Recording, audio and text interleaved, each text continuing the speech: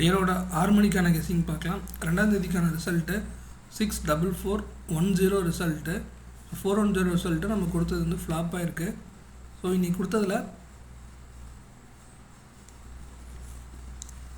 6 மணி மட்டும்தான் ஃப்ளாப் ஆகிருக்கு.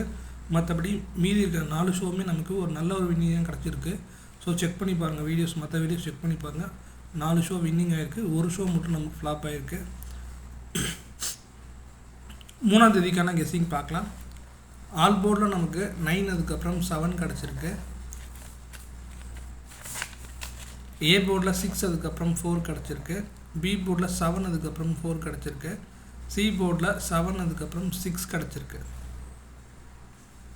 ஏபிபிசிஎஸ்சியில் 7667 7447 கிடச்சிருக்கு.